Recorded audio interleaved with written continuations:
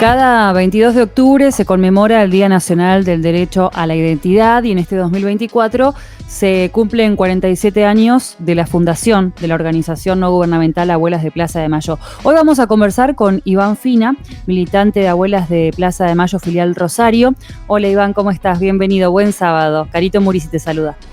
Hola, ¿qué tal? Buen sábado, ¿cómo están? Bien, muy bien, Iván. Bueno, muchísimas gracias por atendernos y por dedicarnos este rato para poder conversar con vos. Eh, y bueno, estuve mirando mucho tu historia, videos, leyendo. Tu lucha es una lucha colectiva, sin lugar a dudas, que es muy comprometida socialmente, pero también es una búsqueda muy personal. ¿Te parece compartir con nosotros y con la audiencia tu historia, parte de tu historia? Bueno, sí, claro. Justamente me parece que lo que a uno lo ha llevado a abuelas y lo que las abuelas nos han enseñado es cómo se puede articular lo personal y lo colectivo. Uh-huh. En verdad, lo que me une a la institución y que hace a mi historia familiar es precisamente la búsqueda de mi hermano o hermana, que tendría que haber nacido en noviembre de 1976. Mis padres fueron víctimas de la dictadura, del terrorismo de Estado. Mi papá fue asesinado el 10 de agosto del 76 y mi mamá desapareció el mismo día.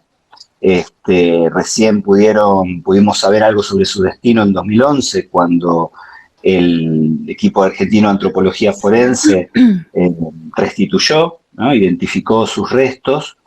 Y bueno, ella estaba embarazada de 6 meses en el momento de la desaparición. Y bueno, de qué sucedió con mi hermano o hermana no tuvimos ninguna noticia. Uh-huh. Así que eso, por eso digo, es lo que hace Claro, sí, que sí, siga sí. luchando en Abuela. Hoy en día, cuando se habla de identidad, se abre un abanico muy grande y se incorporan varios aspectos también, ¿no? A esta definición, como por ejemplo la identidad de género. ¿Cómo ves este abordaje que es mucho más amplio, Iván, respecto de la identidad? Bueno, me parece justamente que el concepto de identidad se presta a muchísimas lecturas y a muchísimas implicancias en toda una serie de luchas, ¿no?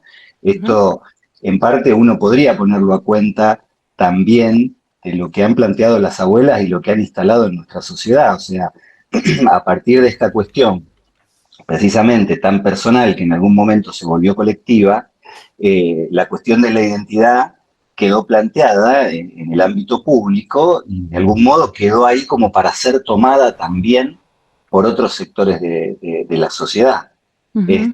La cuestión de que justamente estemos hablando de abuelas y madres, o sea, de mujeres, ya plantea, uno diría, Claro, desde el comienzo, ¿no? Algo que sí. tiene que ver con la perspectiva de género, pero asimismo, eh, me parece que todas las compañeras que han levantado las banderas del feminismo también reconocen esa línea y de algún modo, bueno, ¿no? Van tomando esas banderas y las han llevado a su campo, ¿no? Para Está poder buenísimo, también sí. plantear la identidad desde ese lugar.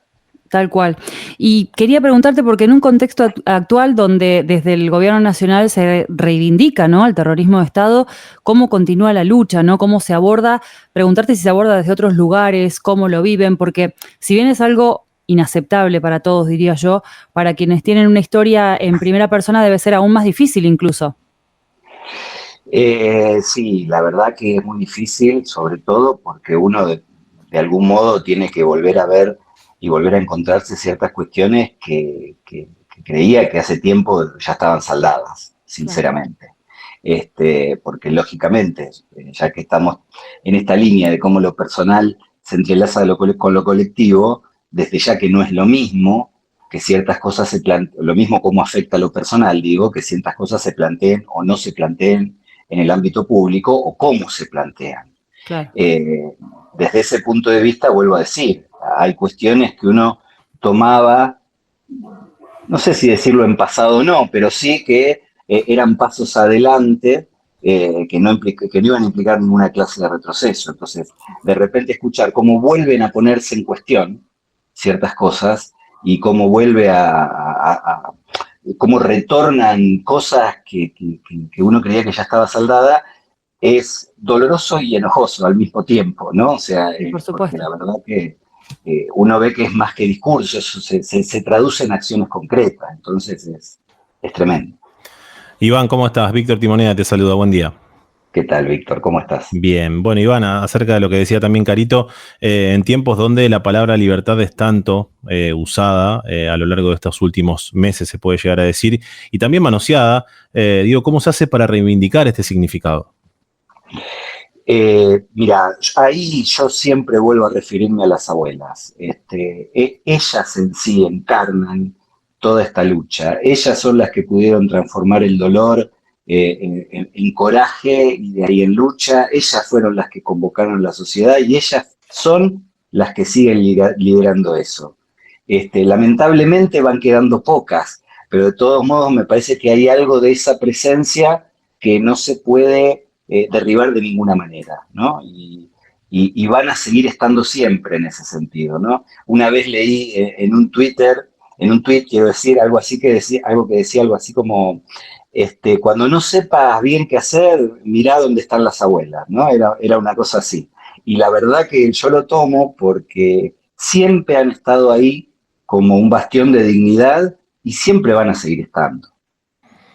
Y ustedes, a ver, vos personalmente, y estoy hablando también en lo general, ¿sienten el apoyo de la sociedad en general, de la comunidad educativa por momentos también? Digo, el apoyo de la gente en ese día a día, en ese cotidiano, para no bajar nunca los brazos, porque esto comenzó hace un tiempo, mucho tiempo atrás, con el apoyo y la lucha día a día de abuelas, hasta el día de hoy, hasta la actualidad. No estamos hablando de que es algo momentáneo, es algo que va a perdurar, como bien vos lo decías, a lo largo del tiempo.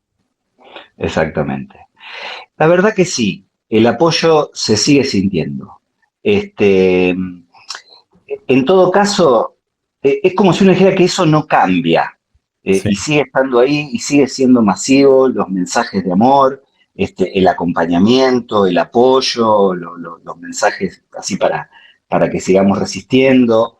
En todo caso, o al menos yo lo leo de esta manera, ¿viste? Hay voces que evidentemente han estado acalladas durante un tiempo, Claro. y que ahora de algún modo se sienten envalentonadas, entonces empiezan a aparecer, ¿no? Yo diría que es algo así, pero el apoyo de la gente, de los que siempre han estado ahí, digamos, eso se nota y se siente, y además se puede ver, porque por ejemplo, si uno recuerda lo que fue este año la marcha del 24 de marzo, fue una masividad impresionante. Y vos fíjate que el pueblo argentino cada vez que tiene que manifestarse por algo de esto, como había sido en su momento también la marcha de los pañuelos blancos, ¿no? Por el 2 por 1, Sí. cuando tiene que manifestarse sobre estos temas, sale masivamente a la calle. Eso es un apoyo muy importante, porque además nos da la pauta de que existe todavía, por más que lo ataquen, hay un acuerdo social construido en cuanto a ciertas cosas, o sea, que no queremos más, que nunca más vuelvan a suceder cosas como en la dictadura, queremos que aparezcan nuestros hermanos y hermanas. Esos son acuerdos, viste, que los atacan, pero así todo parece que continúan muy fuertes, ¿no? Sí, sin duda, y comparto. Hablando de abuelas, contame de qué se trata Puerto de Partida. Ay, puerto de partida. Sí, acerca de lo que El genera abuelas. cuadernillo sí, el cuadernillo, había un cuadernillo Ah, perdón, sí, sí, ahora sí me orienté. No, bueno, es que a veces me desoriento con todo el material. Este es un material que se trabaja en las escuelas, Sí, ¿verdad? sí, sí. Sí, sí, sí. Bueno, mirá, en verdad lo primero que se me ocurre resaltar es esto, cómo las abuelas han depositado muchísimo en la función educativa, ¿viste? Que tiene que ver directamente con la lucha, pero me parece que también va un poco más allá, porque poder Ujú. formar a las nuevas generaciones en derechos humanos, poder darles esa perspectiva, que puedan crecer pudiendo notar estas cuestiones, por eso digo, más allá de la lucha específica de las abuelas, me parece una cuestión importantísima. Al mismo tiempo esto, porque Puerto de Partida, como otras actividades, como otras propuestas que ha traído Abuelas, siempre cuentan con la participación de gente muy allegada a los temas, o sea que en este punto ha trabajado gente vinculada a la educación. Entonces, también está esto que tienen las abuelas de poder contar con la sociedad, ¿no? O sea, poder contar colectivamente con la sociedad para construir herramientas. Y esto tiene eco, porque bueno, las escuelas, mira, ahora hace unos días, en el mes de octubre, todos los años, justamente a propósito de lo que es el Día por el Derecho a la Identidad, acá en Rosario se hace Teatro por la Identidad. Sí. Y este año, bueno, por muchas de las cuestiones que están pasando, no pudimos desarrollarlo como siempre, pero sí conservamos lo que han sido las funciones para las escuelas. Y las escuelas vienen a ver las obras de teatro y los chicos y las chicas quedan maravillados.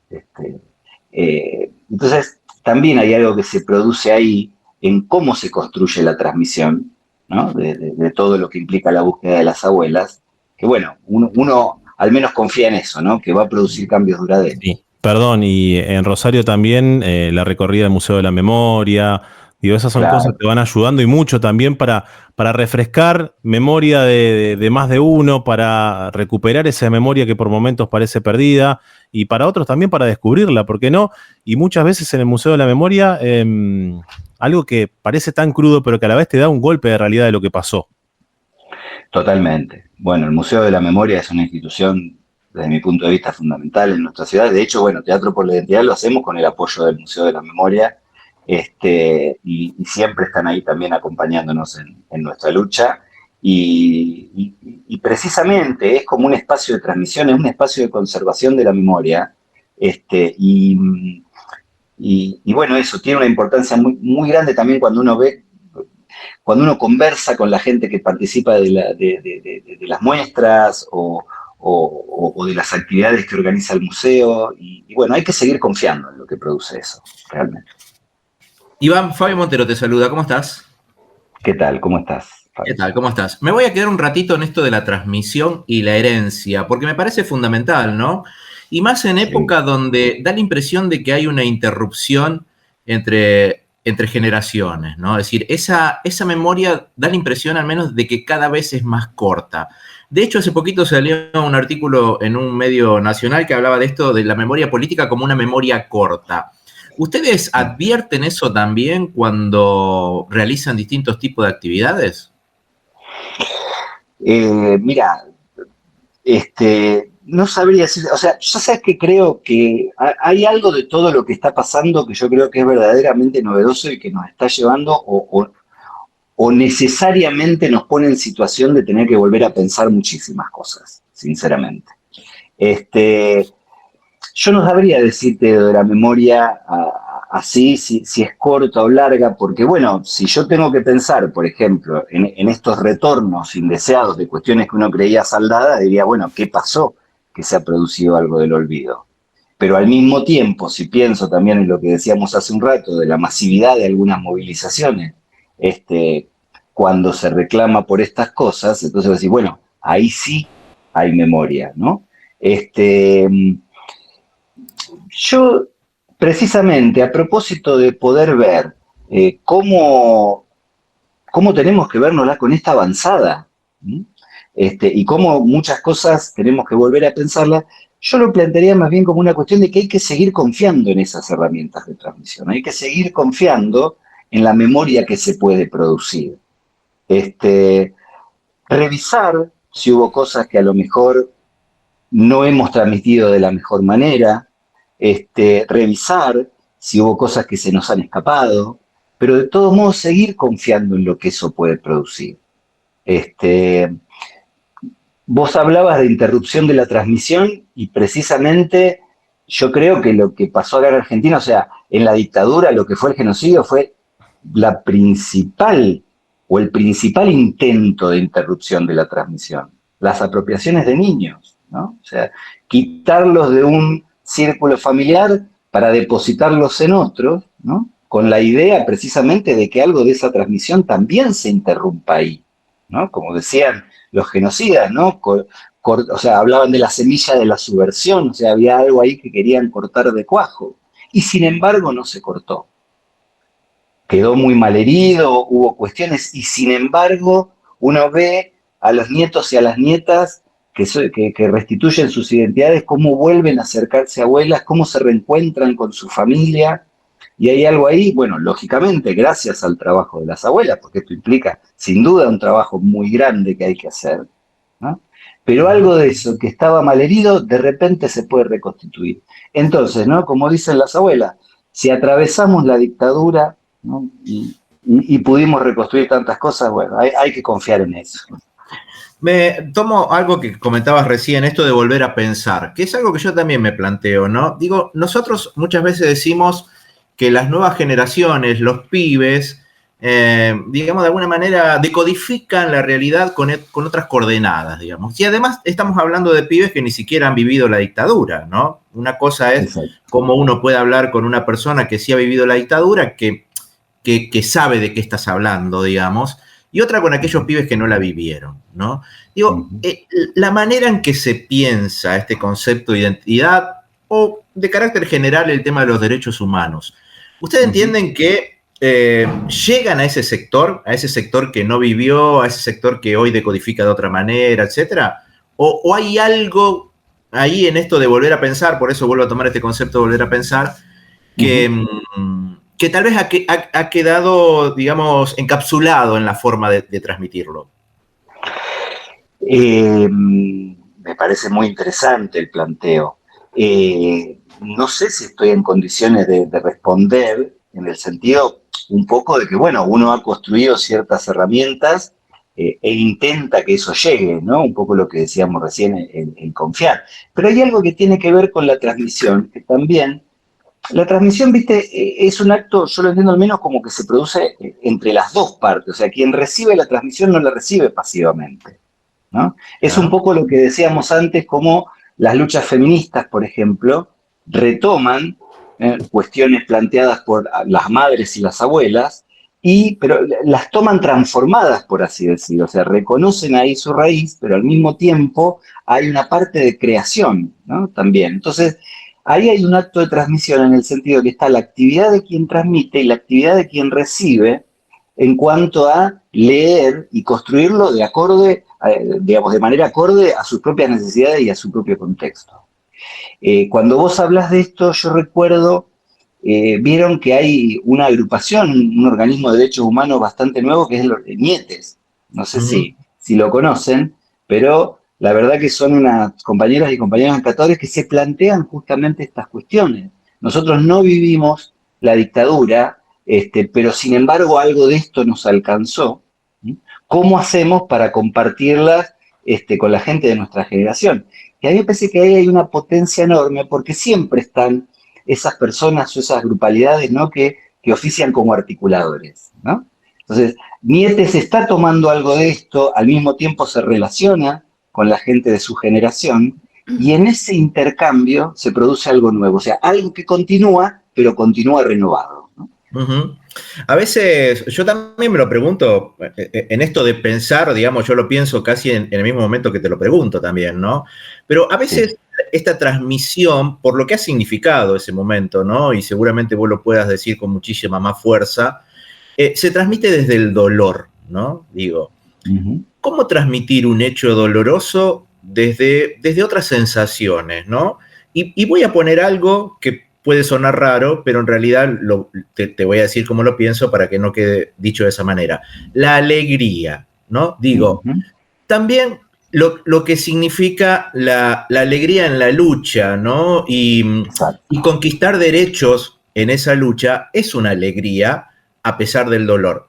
Digo, ¿cómo mestizamos en esta transmisión el dolor y uso otra vez la palabra alegría, que a lo mejor no sería la más correcta, pero para que... Me parece una buena palabra, Fabio, me parece una buena palabra, porque yo ahí, una vez más, pienso en el ejemplo de las madres y las abuelas, que han sabido transformar ese dolor primero en lucha y después también en alegría. Las abuelas han hecho toda una bandera también con este tema, me parece, pero tremendamente importante, porque más allá del dolor, de lo que fue la pérdida, o el dolor de lo que fueron las violaciones de los derechos humanos, o el dolor de la desaparición o de las apropiaciones, de repente el trabajo conduce a la alegría del reencuentro.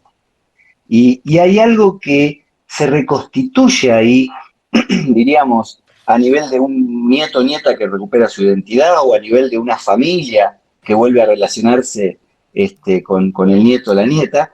Pero hay algo, y esto las abuelas insisten mucho en esto, lo dicen siempre, hay algo en eso también que nos alcanza a todos y a todas.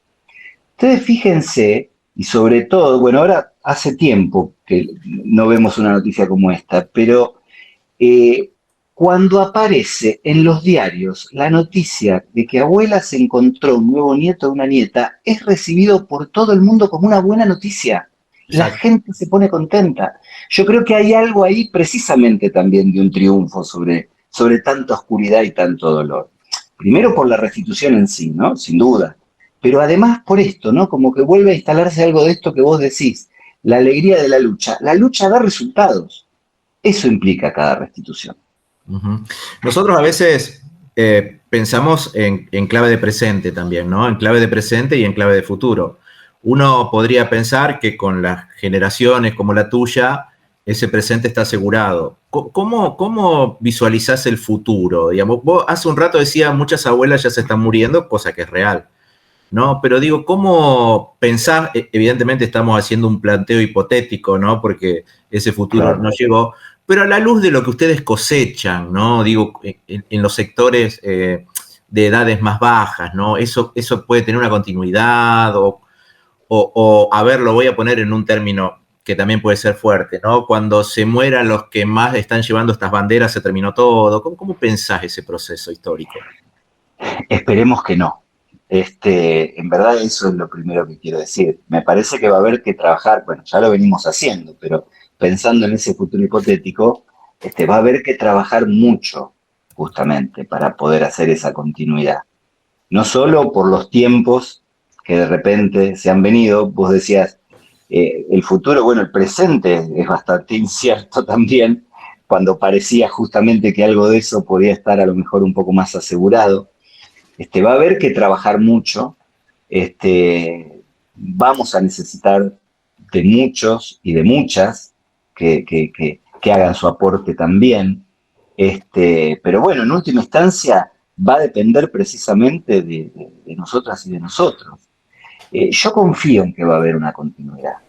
Por esto que uno va encontrando, lo que veníamos diciendo antes, lo que sucede en las escuelas, lo que sucede con la gente cuando sale a la calle, lo que sucede en Teatro por la Identidad, lo que sucede cada vez que se produce la restitución de un nieto. A mí me parece que es muy fuerte lo que han construido, y acá diría, porque tendría que decir toda la sociedad, pero digo, las madres, las abuelas, los organismos de derechos humanos en general. Han hecho una construcción social, una invención muy fuerte, muy valiosa. Argentina es ejemplo en todo el mundo por esto que ha sucedido. Bueno, y que esto también, que también es importante, que han podido transformarse en políticas de Estado.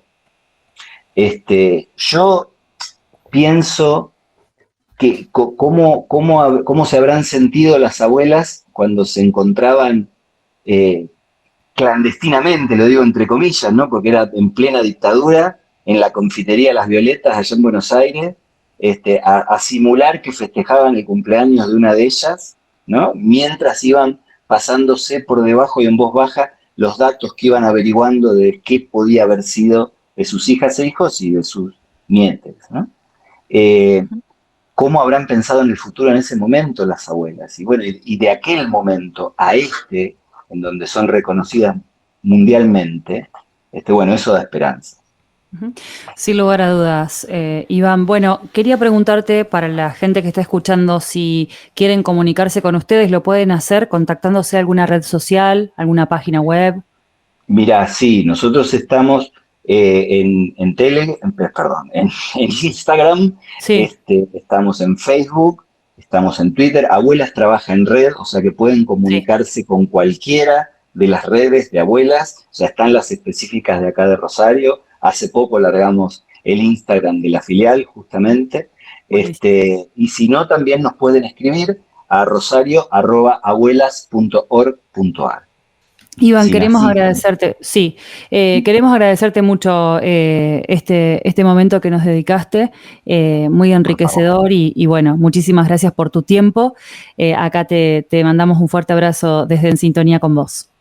Bueno, muchísimas gracias a ustedes, por eso en verdad el agradecido soy yo, porque bueno, siempre es importante tener presente. Así que Gracias, muchas gracias a ustedes. a disposición con este espacio. Hablamos con Iván Fina, es militante de Abuelas de Plaza de Mayo, filial Rosario.